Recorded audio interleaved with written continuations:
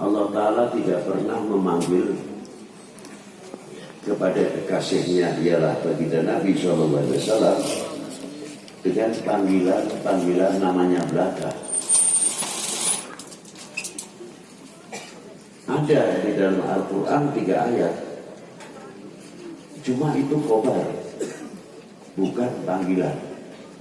Seperti Muhammadur Rasulullah walladzina ma'ahu asyidda'u 'alal kuffar ruhama bainahum tarahum ruk'an sujadan yatluuna fadlan minallahi wa ridwana.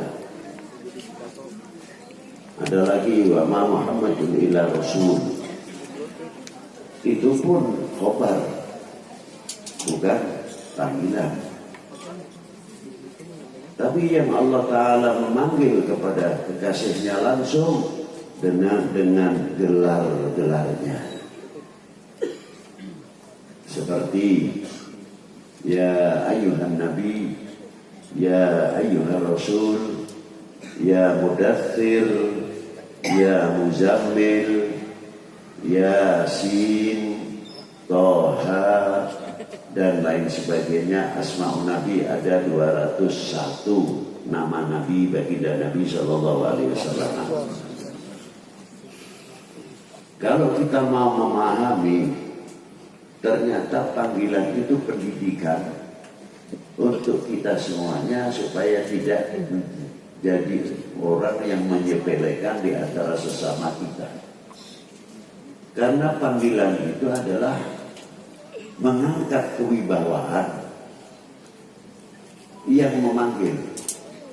Kalau baginda Nabi tidak perlu diangkat kewibawaan, itu sudah dijamin oleh Allah Ta'ala. Tapi untuk kewibawaan umat, dengan memanggil baginda Nabi ya Rasulullah, ya Habibullah, Yasin, dan sebagainya, kebesaran-kebesaran. Untuk apa? Untuk meningkatkan kewibawaan yang memanggil.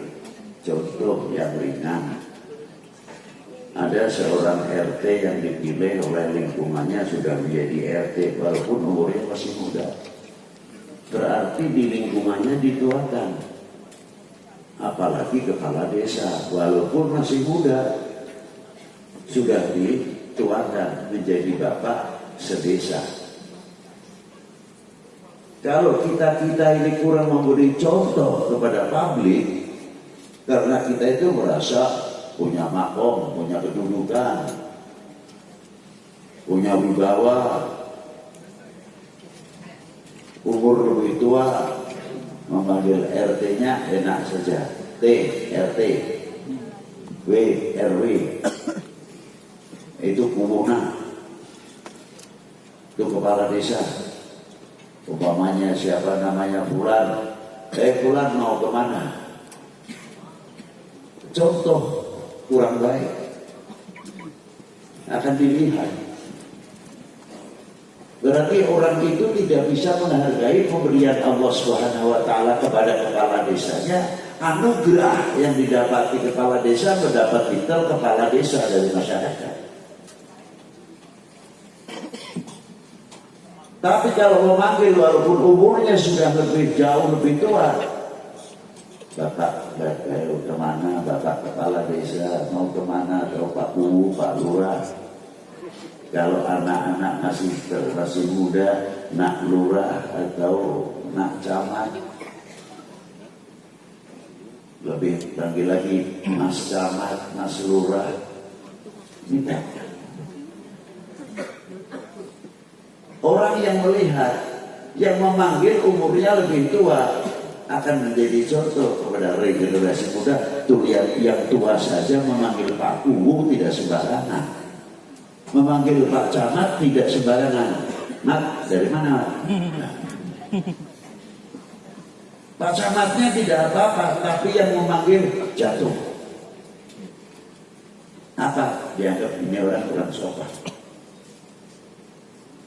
Tapi coba apabila memanggil dengan Mas Lurah, Mas Ku, atau Pak Camat, orang akan menilai orang yang begitu tua saja masih memanggilnya kepada kepala desa Pak Lurah atau Pak Camat. Karena apa? Menghargai walaupun masih muda, sudah diangkat menjadi kepala atau menjadi bapak sedesa atau se-RT atau se-RW. Inilah. Jadi panggilan itu mengangkat.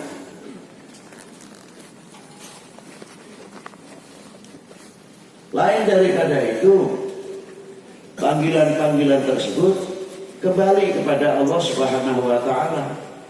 Apa di antara la taj'al du'a ar-rasul bainakum ka du'a ba'dikum ba'dha. Jangan kau memanggil kepada kekasihku ini sebagaimana engkau memanggil sesamamu. Ini yang memberi perintah, yang menciptakan. Lalu kita ini apa? Jadi kita kata kita Nabi besar kan, Muhammad itu kan orang biasa, kita beliau Nabi, Rasul, kita kan orang biasa. Lalu kalau kanjeng Nabi dianggap kita manusia biasa, lalu kita ini manusia apa? Orang yang begitu mulia luar biasa dianggap manusia biasa. Inilah. Maka Allah Ta'ala memberi contoh seperti yang saya terangkan tadi. Ya ayuhan Nabi, ya ayuhan Rasul. Padahal haknya Allah Ta'ala untuk memanggil Muhammad atau Ahmad. Tidak ada masalah yang menciptakan. Tapi hebatnya yang menciptakan, menghargai atas ciptaannya. Mestinya kita malu.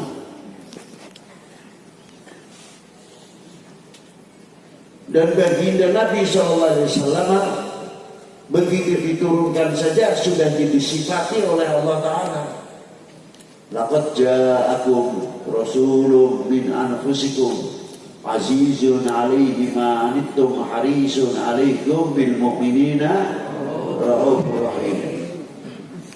Sungguh aku datangkan kepada kalian manusia min anfusikum, dari kalian manusia. Di sini kalau Ibnu Abbas membacanya min anfasikum, ditafdilkan. Artinya manusia bukan sembarang manusia. Kalau tafsir Ibnu Abbas radhiyallahu taala anhu. Maka siapa min anfusikum itu tadi? Rasulullah min anfusikum, utusan dari kalian manusia, bukan malaikat, bukan jin.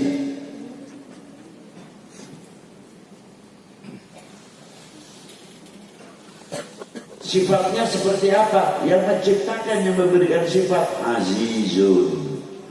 Azizun itu maknanya luas. Orang yang sangat terhormat.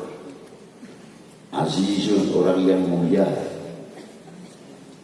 Tapi kaitannya dengan alaihi ma'anitum, maknanya azizun, orang yang sangat peduli terhadap umat. Sangat-sangat peduli. Kalau melihat keberadaan umat ini, Rasulullah berat. Bukan berat masalah kerasulannya, jangan salah paham. Berat karena tugasnya, tidak. Melihat umat ini dari mulai baginda Nabi sampai nanti yang dipikirkan ila yaumil qiyamah. Dalam segala hal, sampai ada satu riwayat ketika Rasulullah masih nazar, mau istilahnya mau dunia yang fana ini mau ditinggalkan. Begitu kedatangan Israel, merasakan bagaimana rasanya sekaratul maut. Apa yang diminta oleh Rasulullah SAW? Mintakan kepada Allah, ya Jibril atau ya Israel, sesakit apapun, sepedih apapun dalam sekaratul maut yang akan terjadi pada diri umatku, cukup aku tanggung untuk kita sendiri asal tidak ke umatku. Subhanallah. Itu hebatnya Rasulullah SAW. Alaihi itu harisun alaikum, yang selalu peduli dan menjaga kepada kita-kita ini, kepada umat. Semua sifat yang demikian itu diringkas. Jawabannya apa? Terakhir, bil mu'minina, sebab bil mu'minina rauf rahim. Itu intinya di situ, kepedulian dan sebagainya.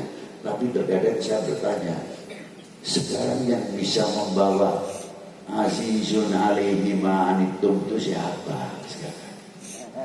Peduli terhadap bangsa, peduli terhadap umat,